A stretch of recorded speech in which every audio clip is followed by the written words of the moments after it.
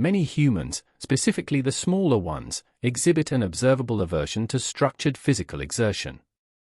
This phenomenon is often termed exercise avoidance. It manifests as resistance to activities deemed beneficial for physical development. We are here to observe this, not to judge it. The objective is to circumvent this inherent recalcitrance through alternative methodologies, primarily those involving elements of recreation. The premise is that if the activity does not feel like work, the small human will engage with it. This is a basic principle of behavioral economics applied to miniature bipeds. The traditional approach to promoting physical activity in children often involves activities such as jogging or calisthenics. These are, by definition, repetitive. Repetition, while efficient for muscle conditioning, can be perceived as monotonous by developing minds. The human brain, particularly in its nascent stages, seeks novelty and engagement.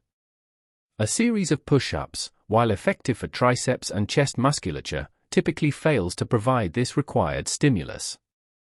This leads to reduced compliance and, ultimately, disengagement from the activity. It is a logical progression. Our focus today is on the integration of play into daily physical regimens. This approach leverages the intrinsic motivation observed in children when presented with a game-like scenario. A game, by its nature, provides objectives, challenges, and immediate feedback, elements often absent in conventional exercise. By framing physical movements within a narrative context, the activity transforms from an obligation into a pursuit. The child is no longer exercising, they are undertaking a mission, completing a quest, or evading a hypothetical predator. The perceived effort remains, but the motivational framework is entirely different. The application of game-based exercise extends beyond mere physical conditioning. It actively stimulates cognitive functions. Planning routes in an obstacle course, remembering rules in a game of Simon Says, or coordinating movements in a dance sequence all engage problem-solving skills, memory, and spatial awareness.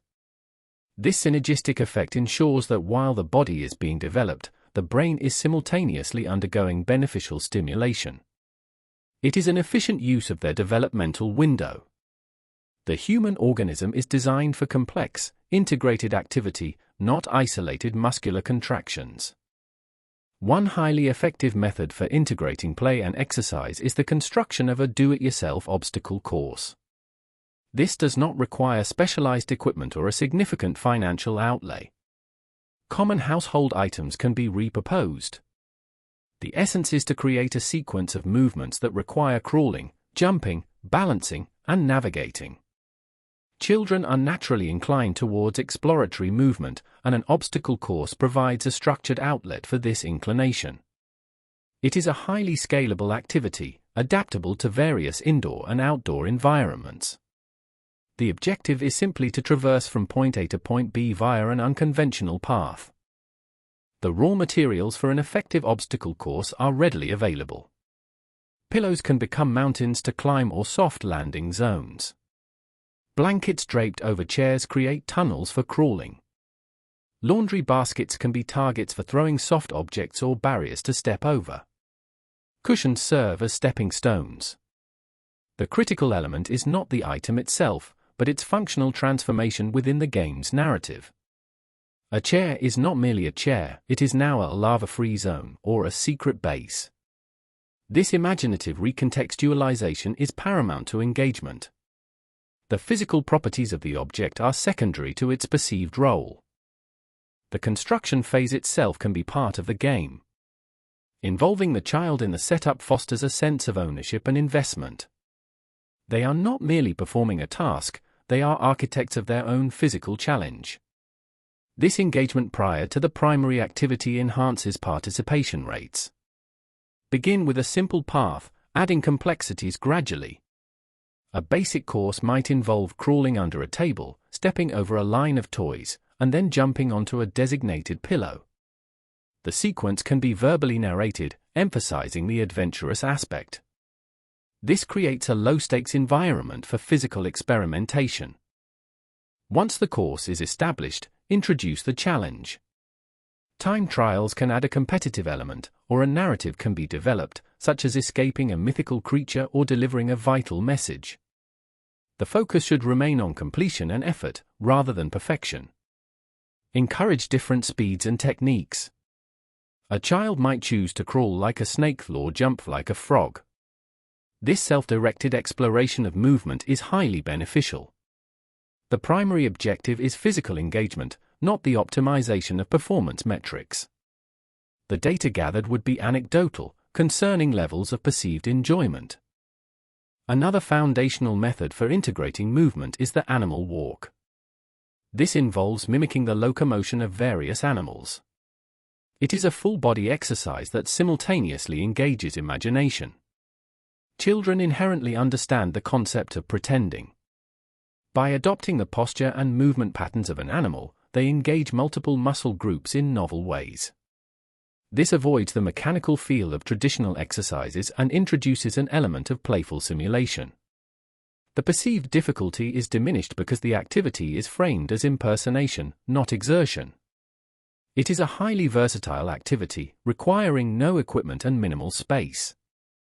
The bear crawl is a quadrupedal movement that involves moving forward on hands and feet, keeping the hips elevated.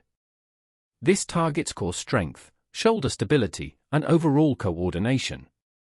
When performing the bear crawl, the child is instructed to imagine they are a large, lumbering bear searching for berries. The low-to-the-ground posture and the alternating limb movement simulate a natural animal gait. This provides a narrative hook that transforms a challenging physical act into a role-playing scenario. It is a remarkably effective exercise, yet the child primarily perceives it as a game of imitation. The caloric expenditure is a secondary, beneficial outcome. The crab walk is another popular animal movement, performed by sitting on the floor, placing hands behind the body with fingers pointing forward or backward, and lifting the hips to walk on hands and feet. This movement primarily targets the glutes, hamstrings, and triceps. The instructions given to the child are to move like a crab on the beach, sidestepping or moving backward. The unconventional body position and direction of movement add a layer of novelty and challenge. It is an excellent functional exercise that promotes spatial awareness and non-linear movement. The visual of a child scuttling like a crustacean is often amusing, which also aids engagement. Frog jumps involve squatting down with hands on the floor, then pushing off with the legs to leap forward, landing softly back into a squat. This mimics the powerful leg action of an amphibian. This exercise is highly effective for developing leg strength, explosive power, and balance. The instruction is simply to jump like a frog from lily pad to lily pad, or across a designated area. The goal is to cover ground with powerful, controlled leaps. The inherent fun of jumping, combined with the imaginative context, makes this a preferred activity over standard squat jumps. It is a highly dynamic movement pattern. A dance party is a low-barrier, high-impact method for encouraging physical activity. It requires only music and an open space. The absence of specific rules or performance expectations allows for uninhibited movement and self-expression. This contrasts sharply with structured dance classes, which can introduce performance anxiety. The objective is simply to move to the rhythm. This promotes cardiovascular health, flexibility, and coordination. It is also a significant mood elevator, releasing endorphins. The social aspect, when conducted with family or friends, further enhances its appeal. It is a highly accessible form of physical recreation. The selection of music for a dance party is crucial. High-energy, age-appropriate tracks with a strong beat are generally most effective. Genres such as pop, upbeat electronic music, or even children-specific movement songs can be utilized. The volume should be sufficient to create an immersive environment. The emphasis is on a broad range of music to maintain interest. Different tempos and styles can encourage varied movements, from fast-paced jumping to slower, flowing actions. The music acts as a catalyst for spontaneous physical expression, a phenomenon observed across diverse human cultures. It bypasses the cognitive resistance to exercise. During a dance party, the absence of choreographed steps is a feature, not a bug. Encourage freestyle movement. If a child prefers to spin in circles for 2 minutes, that is acceptable. If they wish to jump exclusively, that is also a valid expression. The objective is to facilitate movement in any form. Parents or guardians can model enthusiastic, varied movements without explicit instruction. This creates an environment where getting it wrong is not a possibility. The physical act of moving to music, regardless of aesthetic quality, achieves the desired physiological outcomes. It is a testament to the versatility of human motor function. A scavenger hunt transforms a simple walk or exploration into an exciting quest. The physical activity is embedded within the search for clues and objects. This engages both the body and the mind in a goal-oriented manner. Scavenger hunts can be conducted indoors or outdoors, adapting to the available environment. The preparation involves creating a list of items to find or clues to solve. This can range from natural objects like a smooth stone to specific colors or shapes in the environment. The pursuit of the objective provides the impetus for movement. It is a form of purposeful locomotion. The design of clues is critical to the success of a scavenger hunt. Clues can be pictorial for younger children, simple riddles for older ones, or direct instructions. Examples include find something rough, or go to the place where we keep the books and find the red one. The clues should lead the child to different locations, requiring varied movements like climbing stairs, bending down, or reaching up. The act of deciphering the clue and then executing the physical search for the answer provides a continuous loop of mental and physical engagement. This sustained engagement is the primary differentiator from uninspired physical activity.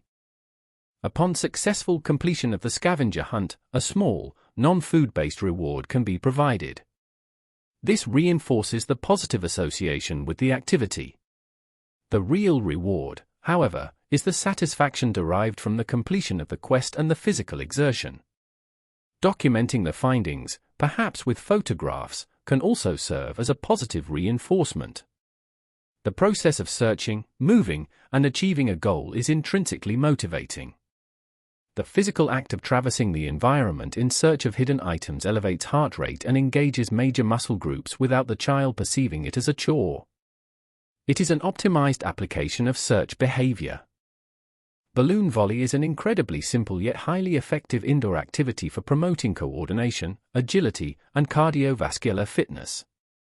It requires only a balloon. The objective is to keep the balloon off the ground using any part of the body, excluding hands if desired, for an added challenge. The unpredictable movement of the balloon necessitates rapid adjustments and constant movement. This engages reaction time and proprioception. It can be played individually or with multiple participants. The low-impact nature of a balloon means minimal risk of injury or property damage, making it suitable for confined spaces. It is a kinetic exercise in sustained aerial object manipulation. To increase the complexity and maintain interest, variations can be introduced. Designating a no-hand zones, requiring hits with only feet or head, adds a new layer of challenge. Establishing boundaries or nets, even improvised ones, creates a more structured game resembling volleyball. Counting consecutive hits or creating teams introduces a competitive element. The inherent lightness of the balloon ensures that even vigorous play remains low impact, reducing the likelihood of accidental contact injury. The adaptability of this simple object makes it a highly valuable tool in a parent's arsenal for spontaneous physical engagement. It is a highly configurable system for kinetic play. The game of To Follow the Leader is a classic for a reason. It encourages observational skills, mimicry, and sustained movement. One person acts as the leader, performing various movements that the others must replicate. The leader should be encouraged to use a wide range of movements, crawling, skipping, hopping, marching, tiptoeing, or inventing entirely new forms of locomotion. This introduces novelty and challenges coordination. It is an excellent way to transition between different types of movement and can be played indoors or outdoors. The simplicity ensures rapid understanding and immediate participation. The transfer of leadership adds an element of dynamic participation. To elevate follow the leader beyond mere imitation, integrate imaginative scenarios. The leader might pretend to be a specific animal, a superhero, or a character navigating a fantastical landscape. For example, we are explorers sneaking past a sleeping dragon, tiptoeing, or we are astronauts walking on the moon, slow, high steps. This narrative element enhances engagement and sustains interest over longer periods. The physical movements become a functional component of a larger story. It transforms repetitive actions into elements of a shared imaginary world. This leverages the prefrontal cortex's capacity for narrative construction. The game red light, green light is a simple yet effective method for incorporating bursts of activity with periods of static balance. One person stands with their back to the others and calls out green light, during which participants run or move towards them. When red light is called, the person turns around, and all participants must freeze in place. Anyone caught moving is sent back to the start. The exercise component comes from the rapid acceleration and abrupt stops, engaging leg muscles and improving reaction time. The anticipation of being caught also provides an emotional stimulus. It is a game of controlled locomotion and momentary stasis. To increase the physical demand of red light, green light, specify the type of movement permitted during green light. Instead of just running, mandate hopping, skipping, or crab walking. During red light, instead of simply freezing, require a specific static pose, such as balancing on one foot, holding a plank, or a deep squat. This integrates strength and balance challenges directly into the game. The unpredictable nature of the calls ensures varied muscle engagement and prevents the activity from becoming rote. This elevates the game from simple recreation to a functional fitness challenge. The variety maintains neurological engagement. The classic game of Simon Says can be repurposed as a dynamic exercise session. The Simon character issues instructions for physical movements, which participants only perform if preceded by the phrase Simon Says. This requires careful listening and cognitive processing in addition to physical execution. Instructions can include Simon says do 5 jumping jacks, or Simon says touch your toes. The element of deception inherent in the game ensures sustained attention. It is a playful way to incorporate a sequence of varied exercises without the child feeling as though they are simply working out. The punitive aspect of being out if a command is performed incorrectly provides a low-stakes incentive for cognitive engagement.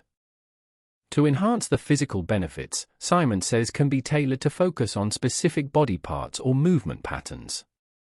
Simon Says move your arms, Simon Says kick your legs, or Simon Says wiggle your hips. This encourages a broader range of motion and body awareness. The instructions can also be combined, such as Simon Says jump and clap. The rapid switching between different commands prevents muscle fatigue in any single area and maintains a holistic approach to physical activity. It is a highly adaptable framework for promoting varied motor skills. The unpredictable nature of the commands keeps participants in a state of anticipatory readiness.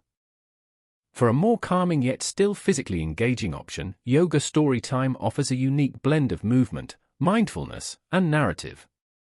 Instead of simply performing yoga poses, the poses are woven into a story. For instance, a story about a trip to the jungle might involve tree pose for trees, downward dog for playful puppies, and cobra pose for slithering snakes. This engages imagination and introduces flexibility, balance, and body awareness in a gentle, non-intimidating manner. The focus shifts from achieving perfect poses to embodying characters and situations. It promotes emotional regulation and physical literacy. The narrative provides an interpretive framework for the poses. The integration of poses into a story should be seamless. The narrator describes a scene, and the children adopt the corresponding pose. We see a tall mountain, mountain pose, a tiny mouse peeks out, a mouse pose, now we are strong warriors, warrior pose. The fluidity between narrative and movement is key. It ensures that the children remain immersed in the story rather than feeling like they are transitioning between discrete exercises. This method is particularly effective for developing body control and concentration. It is a structured yet imaginative way to introduce fundamental physical postures. The cognitive load of maintaining the narrative enhances the overall experience. In the contemporary landscape, video games can be leveraged for physical activity. Active video games, or exergames, require physical input from the player, translating screen activity into actual movement. Titles such as Just Dance, Ring Fit Adventure, or games utilizing motion-sensing controllers, e.g., Nintendo Switch Sports, provide a structured and often highly engaging form of exercise. This approach capitalizes on children's existing interest in digital entertainment, redirecting screen time towards physical exertion. While not a replacement for outdoor play, it offers a viable alternative, especially in adverse weather conditions. It is an optimized compromise in the digital age. When selecting active video games, prioritize titles that emphasize full-body movement, provide clear visual feedback, and offer adjustable difficulty levels. Games with a strong social component, allowing multiple players, can enhance engagement. The goal is to choose games that feel genuinely fun and challenging, not merely like a digitized workout. Parental supervision is advisable to ensure appropriate content and to encourage proper form where applicable. The objective is to harness the motivational power of gaming for physiological benefit. It is an evolutionary adaptation of play to a technological medium. Outdoor nature exploration offers a myriad of opportunities for unstructured physical activity. Hiking, climbing on safe natural structures, running through open fields, or navigating uneven terrain all contribute to developing strength, balance, and coordination. The dynamic and unpredictable environment of nature provides a constant source of sensory and motor challenges. This contrasts with the controlled environment of a gym. Encourage children to explore, jump over puddles, climb small hills, or simply run. The physical exertion is a byproduct of discovery. It is an inherent mechanism of mammalian development to explore its immediate environment. Local parks, nature trails, and even expansive backyards can serve as prime locations for nature-based exercise. Utilize playgrounds as a structured way to climb, swing, and slide, engaging various muscle groups. Turn a walk into a game by spotting specific types of leaves, birds, or treasures. The act of searching and moving through varied landscapes makes the activity intrinsically appealing. The fresh air and natural light also confer additional physiological and psychological benefits. It is a highly accessible and cost-effective method for promoting daily physical activity. The human organism evolved in natural environments, therefore, this is an optimal setting. Introducing simplified versions of traditional sports can be an excellent way to instill basic motor skills and teamwork without the pressure of competitive performance. Sports Light focuses on the core movements and fun aspects. For instance, mini soccer with softballs and small goals, or modified basketball with a lower hoop. The emphasis is on participation and enjoyment, not winning. This allows children to develop hand-eye coordination, footwork, and spatial awareness in a relaxed environment. The rules can be flexible, adapting to the skill level and number of participants. It is an informal introduction to complex motor patterns. Adapting equipment is key for Sports Light. Utilize softer, larger balls for easier handling. Lower basketball hoops or use improvised targets. Frisbees can be thrown in open spaces without a specific goal, focusing on the act of throwing and catching. The goal is to reduce frustration and maximize successful interactions with the equipment. This builds confidence and a positive association with physical activity. It ensures that the early experiences with sports are overwhelmingly positive, fostering a lifelong inclination towards movement. The modification of equipment is a pedagogical strategy for skill acquisition. Leveraging children's fascination with superheroes can transform exercise into an epic training montage. Assign each exercise a superpower it develops. For instance, squats build super leg strength, push-ups develop invincible arms, and running fosters super speed. The narrative provides a powerful incentive. Children are not merely doing lunges, they are practicing their super leaping ability. Create missions that require a sequence of these superpower exercises. This imaginative framework turns routine movements into heroic feats. The goal is to channel aspirational identification into physiological output. It is a highly effective mnemonic device for exercise retention. Design missions for the superhero training. A mission might involve saving the city by performing 10 super jumps, jump squats, then scaling a building, bear crawls across the room, and finally flying to safety, running in place with arm movements. Each mission provides a goal and a narrative arc. Costumes or simple props can enhance the immersive experience. The combination of physical activity and imaginative role-play creates a memorable and highly motivating exercise session. The children become the protagonists of their own physical development journey. The psychological investment in the narrative directly correlates with the physical output. Introduce an element of randomness and surprise with dice roll exercises. Assign a different exercise to each number on a standard die, 1 to 6. For example, 1 could be 10 jumping jacks, 2 could be 5 squats, 3 could be 20 seconds of running in place. The child rolls the die and performs the corresponding exercise. This gamified approach introduces variability and prevents monotony. It also incorporates basic numeracy skills. The unpredictable nature of the next exercise maintains interest and provides a continuous mental engagement. It is a structured yet random system for physical activity generation.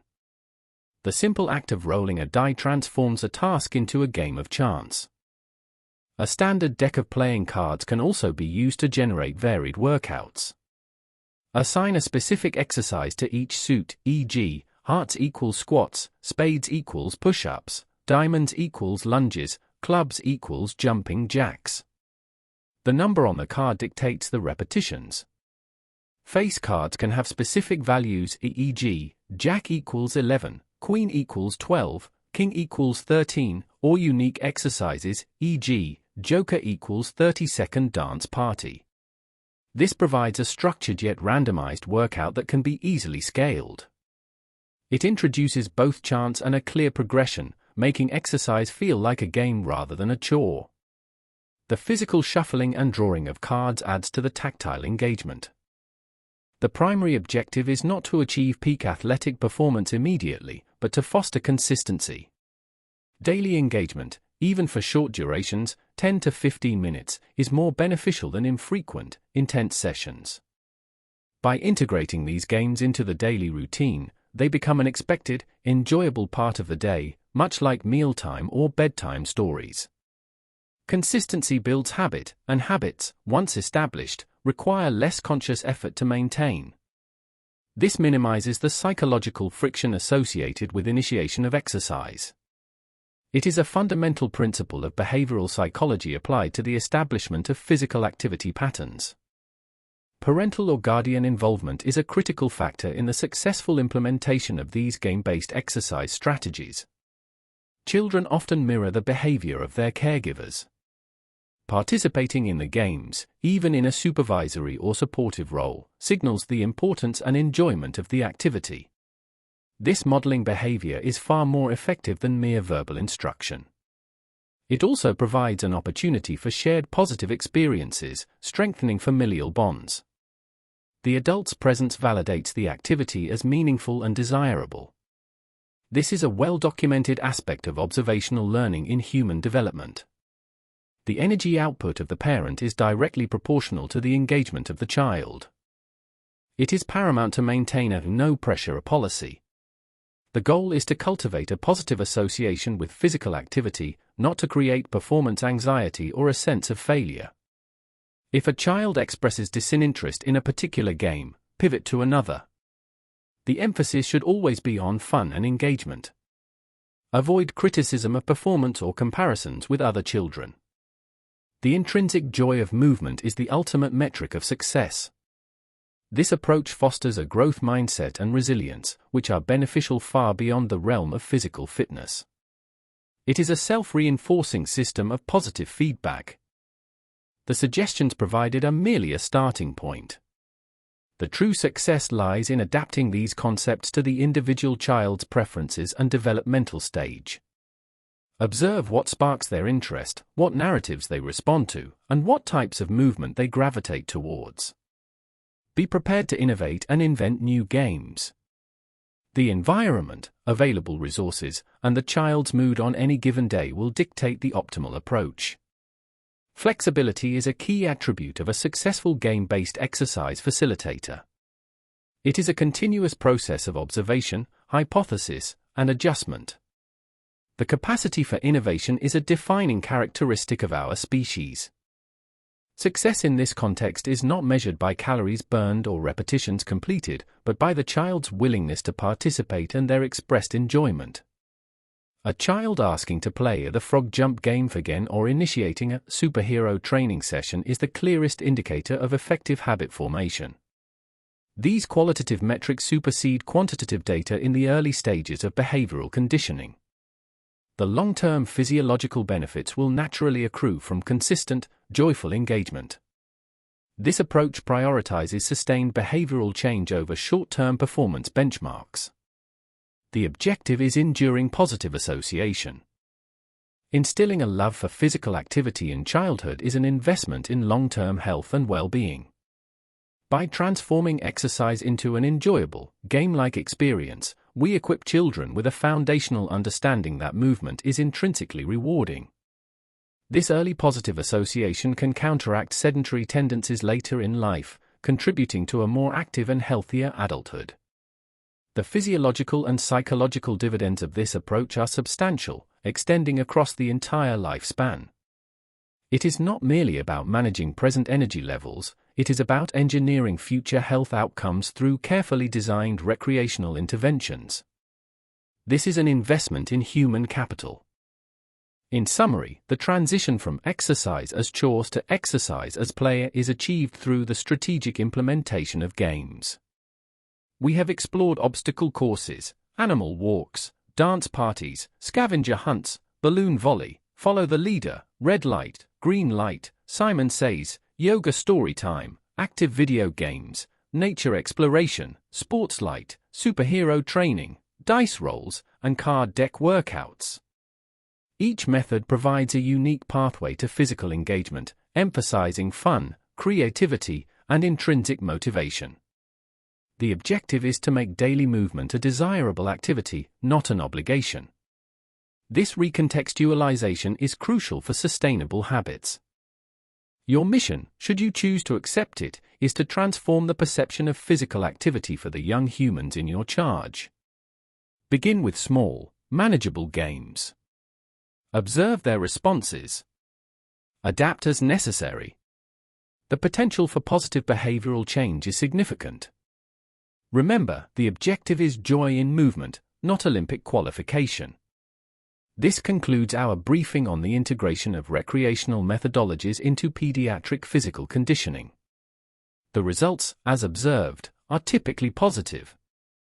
Proceed with appropriate caution and an abundance of balloons.